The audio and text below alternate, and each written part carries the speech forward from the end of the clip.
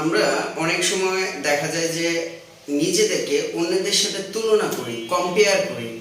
এটার দ্বারা যেটা হয় যে আমরা অন্যদের সাথে তুলনা করে নিজেদের কমতিগুলোকে দেখে তখন হতাশায় ভুগি। আসলে মূল বিষয় হচ্ছে আমি তো ইউনিক। আমি, আপনি, পৃথিবীর 800 কোটি মানুষ সবাই, প্রত্যেকে, যত মানুষ আছে প্রত্যেকে ইউনিক।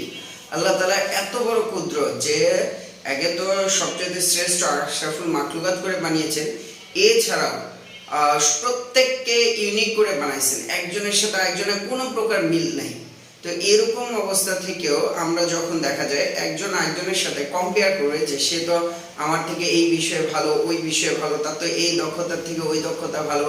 তো এরকম কম্পেয়ার করার কারণে আমরা যেটা করি, আমরা নিজেদের মধ্যে হতাশায় ভুগি, আমরা নিজেদের আইডেন্টিটি ক্রাইসিসের মধ্যে ভুগি। আমার দ্বারা এইটা হয় না, আমার দ্বারা ওইটা হয় না, আমার এই যোগ্যতা নাই, ওই যোগ্যতা নাই, এই ধরনের। অথচ মূল বিষয় হচ্ছে যে আমি যদি কম্পেয়ার বন্ধ করে দিয়ে নিজের ভেতর থেকে নিজের মধ্যে থেকে বেস্ট ভার্সন হওয়ার চেষ্টা করি, সবচেয়ে সেরাটা হওয়ার চেষ্টা করি।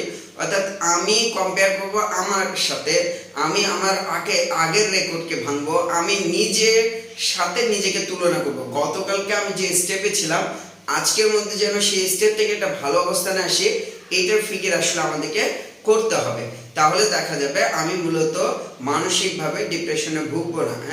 কারণ হচ্ছে যে আমার মধ্যে যে ইউনিকনেস আছে, এটাকে আমি ডে বাই ডে প্রতিদিন একটু একটু করে বিল্ড আপ করে এমন একটা অনন্য পর্যায়ে নিয়ে যাব যেটা কিনা প্রতিদ্বন্দ্বী বা সেটা একমাত্র আমি হব। আমার আগামী গতকালকের পজিশন থেকে আজকের পজিশন, গতকালকের স্কিল থেকে আজকের স্কিল, গতকালকে আমার যে যোগ্যতা, দক্ষতা, গ্রহণযোগ্যতা ছিল সেটা থেকে আজকের যোগ্যতা, দক্ষতাটা, গ্রহণযোগ্যতা যেন আরো বাড়ে, সেই জন্যই প্রতিযোগিতা, প্রচেষ্টা চালানো দরকার।